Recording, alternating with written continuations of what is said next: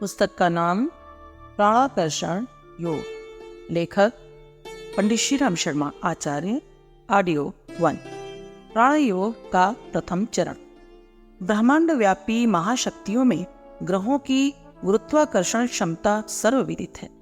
आकाश में अवस्थित सभी ग्रह परस्पर इसी आकर्षण शक्ति के आधार पर टिके हुए हैं और गतिशील हैं। यह गुरुत्वाकर्षण आखिर है क्या? इसका सूक्ष्म अन्वेषण करने पर यह निष्कर्ष निकलता है कि यह मूलतया इलेक्ट्रोमैग्नेटिक विद्युत चुंबकीय क्षमता का ही रूप है, जो ग्रह नक्षत्रों की भ्रमणशीलता और आकर्षण शक्ति के उभय पक्षीय प्रयोजन पूरे करती है। प्रकाश, ताप, ध्वनि, विद्युत आदि इसी के विविध स्वरूप हैं। पदार्थ में अणुओं की हलचल से लेकर रासायनिक परिवर्तनों का सरंजाम वही जुटाती है। ब्रह्मांड व्यापी महासागर में इसी विद्युत चुंबक का आधिपत्य छाया हुआ है। यह शक्ति जड़ नहीं, चैतन्य ऊर्जा है, जो प्रकृति के सुव्यवस्था और हलचलों का कारण है। यही विद्युत चुंबक प्राण है। मनुष्य काया के इर्द गिर्द फैले तेजो वलय की एक हल्की परत के रूप में उसे देखा जा सकता है। शरीर में जीवन ऊर्जा के रूप में उसका अस्तित्व विद्यमान है। मस्तिष्क की मशीन अद्भुत है, पर वह स्वसंचालित नहीं है। यदि उसकी अपनी सामर्थ्य रही होती तो मृत शरीर का मस्तिष्क भी काम करते रह सका होता, पर ऐसा नहीं होता। प्राण ही है जो मस्तिष्क के चेतन अवचेतन पर छाया रहता विविध प्रकार की हलचलों के लिए उन्हें प्रेरित करता है। ग्रहों में अपना अपना आकर्षण होते हुए भी वह उनका निज का उत्पादन नहीं है। ब्रह्मांड व्यापी विद्युत चुंबकीय क्षमता में से वे अपना हिस्सा ले लेते हैं। यह सम्मिलित पूंजी है जिसमें से विश्व ब्रह्मांड के प्रत्येक घटक अपना अपना हिस्सा पाते और गुजारा करते हैं। प्राण शक्ति के संबंध में भी यही बात है। विश्वव्यापी महाप्राण के विशाल सागर में से पृथ्वी के जीवधारी भी अपनी अपनी आवश्यकता एवं पात्रता के अनुरूप प्राण का अंश प्राप्त कर लेते हैं। सहज उपलब्ध प्राण का महत्व न समझने के कारण मनुष्य इसे उपेक्षा पूर्वक गंवाता है, पर साथ ही यह भी संभव है कि वह अपने संकल्प बल का आश्रय लेकर व्यापक प्राण शक्ति में से एक बड़ा भाग अपने लिए उपलब्ध कर ले। प्राण योग की साधना इसी प्रयोजन की पूर्ति के लिए की जाती है। प्राण एक ऐसी चैतन्य ऊर्जा है जिसकी मात्रा बड़ी चढ़ी होने पर मनुष्य के भीतर चमत्कारी प्रभाव देखा जा सकता है। व्यक्तिगत जीवन में दिखाई पड़ने वाला अदम्य साहस, जीवट, उत्साह, तत्परता और दृढ़ता प्राण शक्ति संपन्नता का ही परिचय देते हैं। प्रचंड संकल्प शक्ति का प्रादुर्भाव प्राण का ही चमत्कार है। इसी के सहारे मनुष्य अनेकानेक कठिनाइयों को चीरते हुए आगे बढ़ता है। कई व्यक्ति शारीरिक दृष्टि से समर्थ और मानसिक दृष्टि से सुयोग्य होते हैं, पर साहस का अभाव होने से कोई महत्वपूर्ण कदम नहीं उठा सकते और प्रायः लोक प्रवाह के साथ बह जाते हैं। शंका कुशंकाओं में ग्रस्त रहने से आपत्तियों, असफलताओं की संभावना उन्हें पग पग पर डराती रहती है। ऐसे व्यक्ति प्रगति के उपयुक्त अवसर सामने होने पर भी उन्हें गंवाते और गई गुजरी स्थिति में आजीवन पड़े रहते हैं। इसके विपरीत साहसी व्यक्ति स्वास्थ्य, शिक्षा, साधन एवं उपयुक्त अवसर न होने पर भी दुस्साहस भरे कदम उठाते और आश्चर्यजनक सफलताएं प्राप्त करते देखे जाते हैं। ऐसे ही दुस्साहसी इतिहास में अपना नाम अमर कर जाते हैं। यह साहसिक मनोभूमि आंतरिक समर्थता प्राण के आधार पर ही विनिर्मित होती है। भौतिक सफलताएं ही नहीं, आध्यात्मिक प्रगति का आधार भी प्राण शक्ति के आधार पर ही बनता है। साधना को समर कहा गया है, एक ऐसा समर जिसमें स्वयं साधना के शत्रुओं से युद्ध करना पड़ता है। अनेक योनियों में भ्रमण करते हुए जीव जिन पशु प्रवृत्तियों का अभ्यस्त होता है, उन्हें घटाए हटाए बिना मानवीय गरिमा के अनुरूप गुण कर्म स्वभाव का निर्माण नहीं हो सकता। आंतरिक अवांछनीयताओं को हटाकर उस स्थान पर उत्कृष्टताओं की स्थापना करने के प्रयोग को साधना कहते हैं। आंतरिक साहसिकता के बिना इस साधना समर को नहीं जीता जा सकता। बाहरी शत्रुओं से लड़ने के लिए जितना युद्ध कौशल चाहिए, उतना ही शौर्य, साहस, अपने भीतर घुसे हुए काम, क्रोध, लोभ, मोह, मद, मत्सर जैसे भीतरी शत्रुओं से लड़ने और परास्त करने के लिए आवश्यक होता है। दुर्बल मनः स्थिति के लोग अपनी भीतरी कमजोरियों को जानते हैं, उन्हें हटाना चाहते हैं, पर साहस, संकल्प के अभाव में उनसे लड़ने का पराक्रम नहीं कर पाते। फलस्वरूप आत्म सुधार एवं आत्मनिर्माण का प्रयोजन पूरा नहीं हो पाता। आंतरिक शत्रुओं पर विजय भी प्राण शक्ति के संचय अभिवर्धन द्वारा ही प्राप्त की जा सकती है। प्राण योग की साधना इसीलिए हर साधक के लिए अनिवार्य बताई गई। शक्ति उत्पन्न करने का एक तरीका प्रख्यात है हर्षण का। भौतिक जगत में इस प्रयोग से शक्तिशाली उपलब्धियां प्राप्त की जा सकती हैं। आत्मिक क्षेत्र में भी शक्ति संचय के लिए यही प्रक्रिया अपनाई जाती है। प्राणायाम साधना इस घर्षण प्रयोजन के लिए की जाती है। सुनसान जंगलों में कई बार भयंकर आग लगती है और विस्तृत क्षेत्र के वृक्षों को जलाकर खाक कर देती है। यह आग मनुष्यों द्वारा उत्पन्न की गई अथवा लगाई गई नहीं होती है। वृक्षों की टहनियां ही तेज हवा के कारण हिलती और बारंबार टकराती हैं। आग इसी से पैदा हो जाती है। इस कार्य में बांस सबसे आगे है। झुरमुट में प्रायः बांस एक दूसरे से सटकर उगे रहते हैं। तीव्र हवा के कारण वे रगड़ खाकर पहले गर्म होते हैं, फिर उनमें से चिंगारियां निकलने लगती हैं। यह आग पैदा करने की विद्या आदिकाल से चली आ रही है। यज्ञ कार्यों में रगड़कर अरणि मंथन की प्रक्रिया द्वारा अग्नि पैदा कर ली जाती है।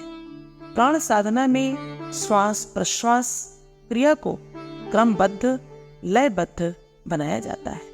सांस लेने की अव्यवस्था को दूर करके उसे व्यवस्था के बंधनों में बांधा जाता है। सामान्यतः श्वास का आवागमन फेफड़ों में तथा अन्य अवयवों में सिकुड़ने फैलने की हलचल उत्पन्न करता है।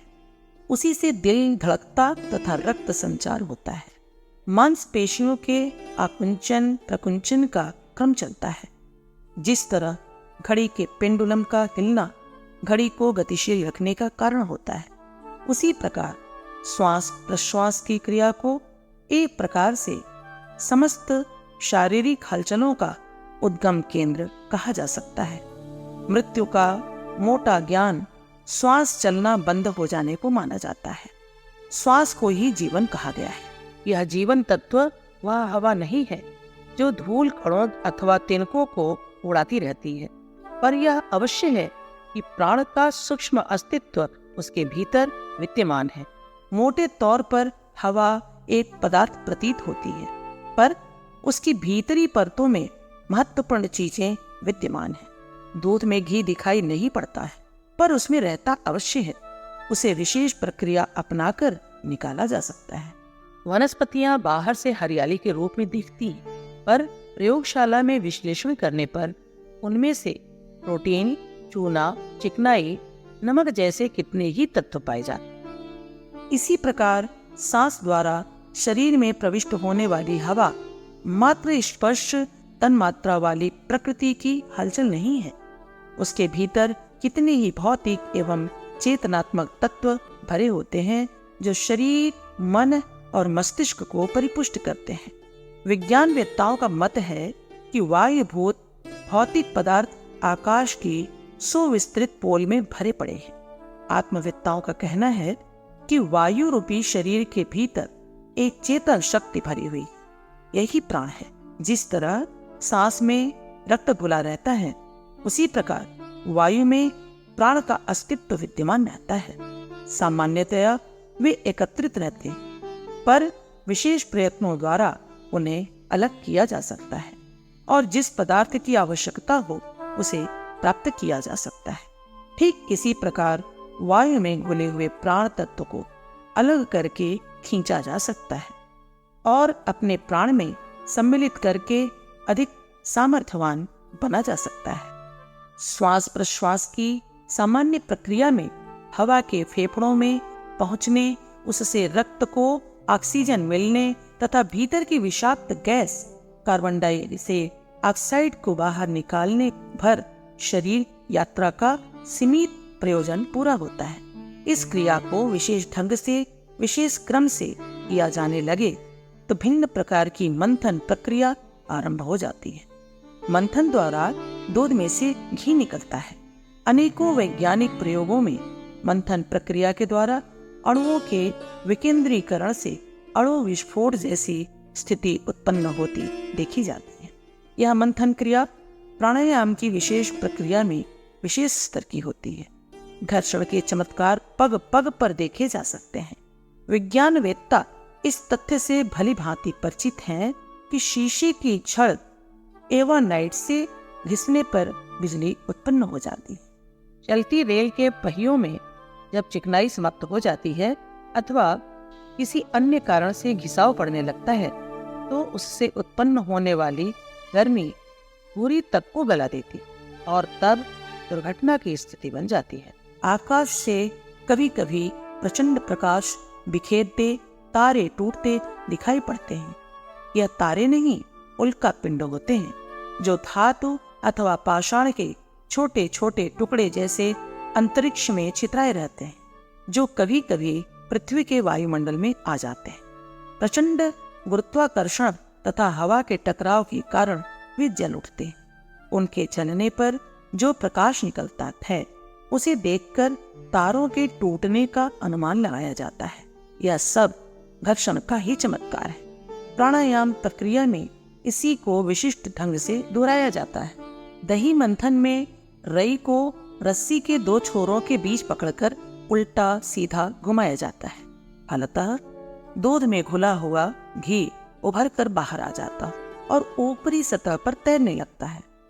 बाएं दाएं नासिका स्वरों से चलने वाले इड़ा पिंगला विद्युत प्रवाहों का विशेष विधि से मंथन करने पर दूध बिलोने जैसी हलचल उत्पन्न होती है। फलस्वरूप काय चेतना में भरा हुआ ओजस उभर कर ऊपर आता है। काया में संव्याप्त प्राण का मंथन और उभार प्राणायाम का एक पक्ष है। दूसरा है अंतरिक्ष में संव्याप्त प्राण संपदा में से अभिष्ट परिमाण में प्राण तत्व को आकर्षित करके अपने भीतर भर लेना। इस तरह प्राण योग की साधना में दोहरी प्रक्रिया अपनानी पड़ती है। एक अपने भीतर के प्राण तत्व का परिमार्जन करना तथा उभारना। दूसरे चरण में चारों ओर बहते हुए प्राण सागर से प्राण तत्व को खींचना और अपने भीतर भरना पड़ता है। प्राणों के भी भेद एवं उपभेद बताए गए हैं तथा शरीर के विभिन्न कार्यों के प्राणों की अलग अलग भूमिका होती है। आवश्यकता एवं प्रयोग के अनुरूप ही प्राणायाम की विशिष्ट प्रक्रिया अपनाई जाती है। विशेष प्रयोजन के लिए विशिष्ट प्राणायाम साधना द्वारा विशेष प्रकार के प्राण को खींचा और धारण किया जा सकता है। कहना न होगा कि प्राण योग की साधना विधिवत की जा सके, उत्पन्न प्राण तत्व को धारण किया जा सके तो साधक को मनस्वी, तेजस्वी और ओजस्वी बनने का अवसर मिलता है। यह ऐसी उपलब्धियां हैं जिनका अवलंबन लेकर भौतिक और आध्यात्मिक दोनों ही दिशाओं में आगे बढ़ना संभव है। भौतिक क्षेत्र में भी देखा जाता है कि जिनमें प्राण का बाहुल्य होता है उनमें प्रभावोत्पादक क्षमता अधिक होती है। अपने इस आकर्षण शक्ति द्वारा वे दूसरों को प्रभावित कर लेते तथा सहयोग प्राप्त कर लेते हैं। यह प्राण शक्ति की ही विशेषता होती है कि मनुष्य उत्कृष्टता की दिशा में चलने लगता है। कितनी बार तो अप्रत्याशित परिवर्तन होते देखे जाते हैं। दुष्ट दुराचारी भी उनकी निकटता प्राप्त करके बदलते दुष्प्रवृत्तियों को छोड़ते और सन्मार्ग पर चलने को विवश हो जाते हैं। यह प्राण ऊर्जा का ही प्रभाव है जो उन्हें जबरन श्रेष्ठता के मार्ग पर घसीट ले चलती है।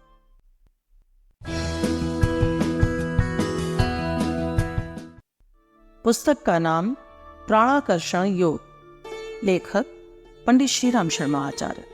ऑडियो 2। सूर्य वेधन प्राणायाम से सूक्ष्म शक्ति केंद्रों का जागरण।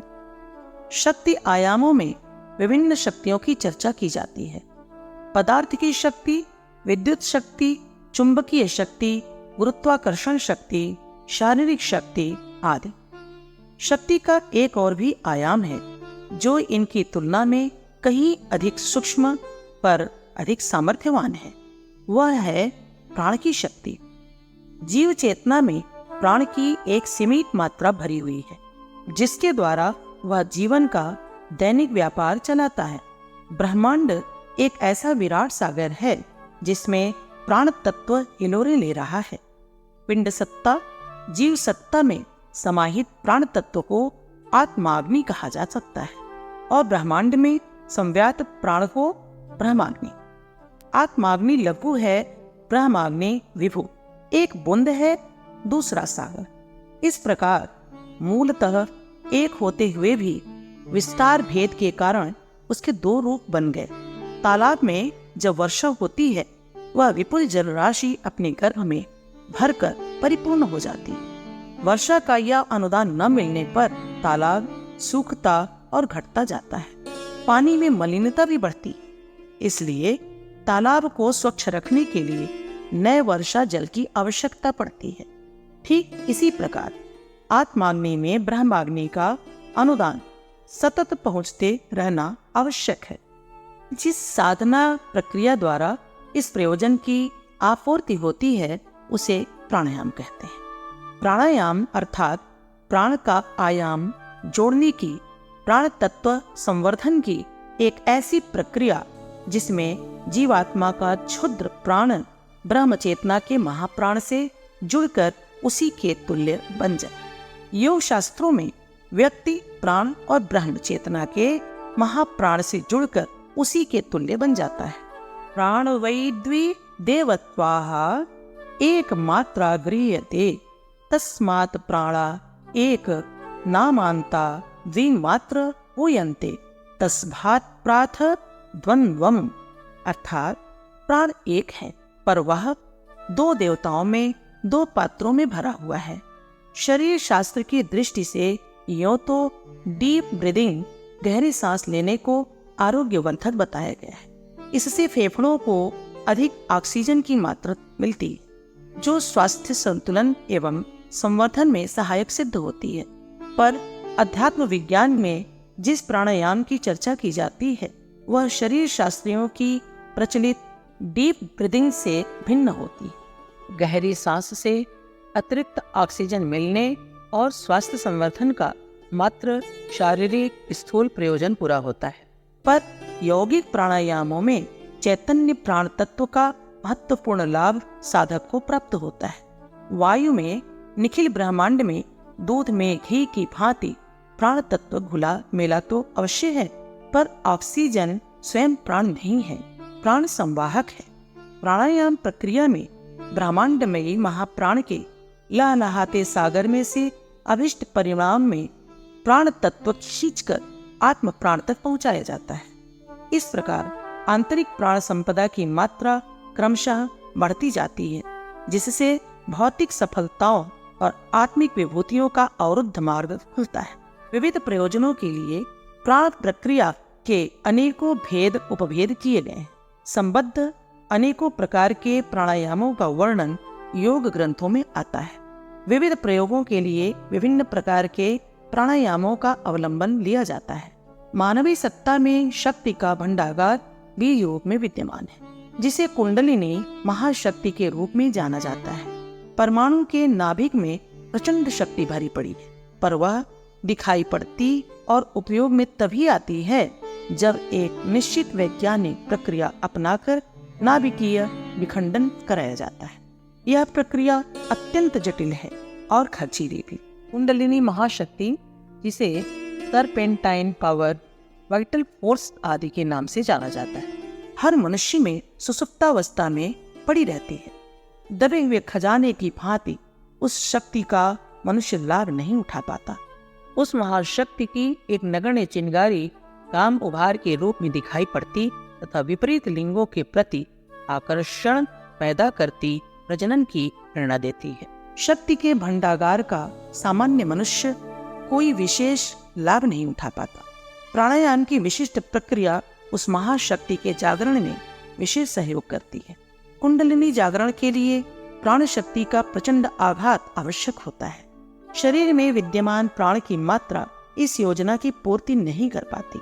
निखिल ब्रह्मांड में संव्याप्त प्राण तत्व को आकर्षित करना तथा अपने भीतर भरना पड़ता है।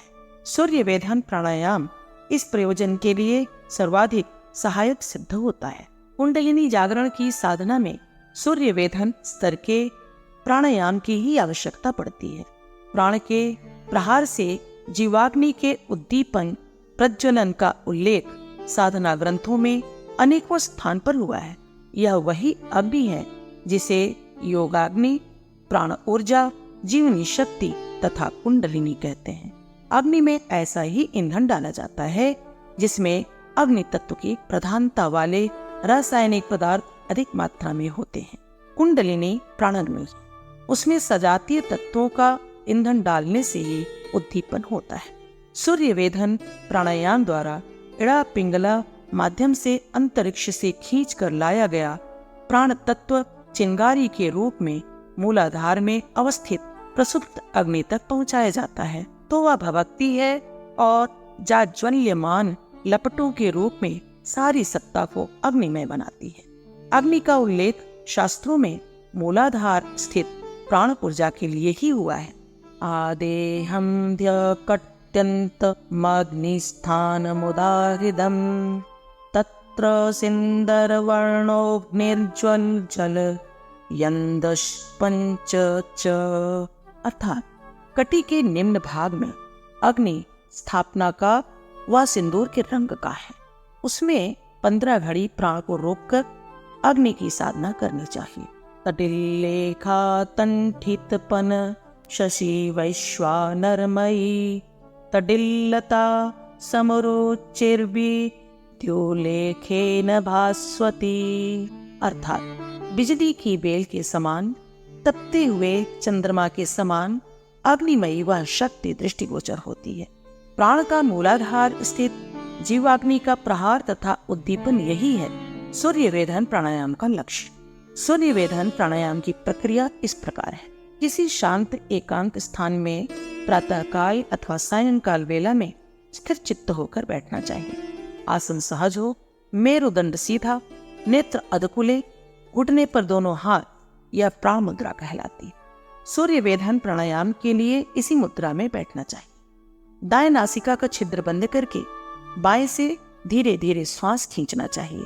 भावना यह हो कि वायु के साथ प्राण ऊर्जा की प्रचुर मात्रा मिली हुई है। वह प्राण ऊर्जा को सुषुम्ना मार्ग से वाम मार्ग के ऋण विद्युत प्रवाह ईड़ा धारा द्वारा मूलाधार तक पहुंचाना, वहां अवस्थित प्रसुप्त चिंगारी को झकझोरना, थपथपाना, जागृत करना, यह सूर्य वेधन प्राणायाम का पूर्वार्ध है। उत्तरार्ध में प्राण को पिंगला मेरुदंड के दक्षिण मार्ग के घन विद्युत प्रवाह से होकर वापस लाया जाता है। जाते समय अंतरिक्ष स्थित प्राण शीतल होता है। प्राण धारा भी शीतल मानी जाती है, इसलिए ईड़ा को पूरक या चंद्रवत कहा जाता है। ईड़ा को चंद्र नाड़ी कहने का यही प्रयोजन है। लौटते समय अग्नि उद्दीप्त प्राण प्रहार की संघर्ष प्रक्रिया से ऊष्मा बढ़ती और प्राण में सम्मिलित होती। लौटने का पिंगला मार्ग धन विद्युत का क्षेत्र होने से उष्ण माना गया है। दोनों ही कारणों में से प्राणवायु उष्ण रहता है, इसलिए उसे सूर्य की उपमा दी गई है। ईड़ा चंद्र और पिंगला सूर्य है। पूरक चंद्र और रेचक सूर्य है। योग ग्रंथों में ऐसा ही वर्णन मिलता है। साधना में क्रिया कृत्यों की तुलना में भावना एवं संकल्प का महत्व अधिक है। साधक को इसके अनुरूप ही लाभ मिलता है। श्वास द्वारा खींचे हुए प्राण को मेरुदंड मार्ग से मूलाधार चक्र तक पहुंचाने का संकल्प दृढ़ता पूर्वक करना पड़ता है। यह मान्यता परिपक्व करनी पड़ती है कि निश्चित रूप से अंतरिक्ष से खींचा गया और श्वास द्वारा मेरुदंड मार्ग से प्रेरित किया गया प्राण मूलाधार तक पहुंचता है और प्रसुप्त कुंडलिनी शक्ति को, प्राणाग्नि को अपने प्रचंड आघातों द्वारा जगा रहा है। प्रहार के उपरांत प्राण को सूर्य नाड़ी पिंगला द्वारा वापस लाने तथा समूची सूक्ष्म सत्ता को प्रकाशित, आलोकित करने की भावना परिपक्व करनी पड़ती है। दूसरी बार इससे उल्टे क्रम में अभ्यास करना पड़ता है, अर्थात दाहिने नथने से प्राण को खींचना और बाईं ओर से लौटाना होता है। इस बार पिंगला से प्राण का प्रवेश कराना तथा ईड़ा से लौटाना पड़ता है।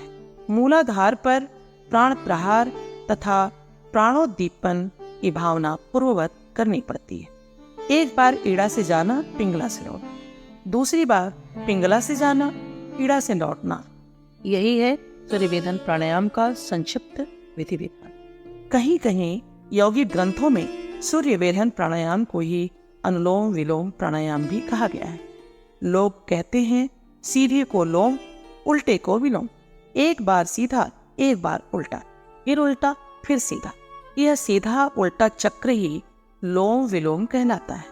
लोम विलोम की पूरी प्रक्रिया से एक पूरा सूर्यवेधन प्राणायाम होता है। सूर्यवेधन प्राणायाम का शास्त्रों में असाधारण महत्व बताया गया है। हठ योग प्रदीपिका में कहा गया है, कपाल शोधनम वात दोषहनम कृमि दोषम ऋतम पुनः पुनरिदम काय सूर्यवेधन मुंततम। यह कपाल शोधन, बात रोग निवारण, कृमि दोष विनाशक। इस सूर्यवेधन प्राणायाम को कई बार करना चाहिए। कुंडलिनी महाशक्ति के जागरण के लिए प्राण ऊर्जा की प्रचुर परिमाण में आवश्यकता पड़ती है। यह प्रयोजन सूर्यवेधन द्वारा पूरा होता है। प्राण ऊर्जा का अभिवर्धन साधक की भौतिक और आध्यात्मिक सफलताओं का मार्ग प्रशस्त करता है।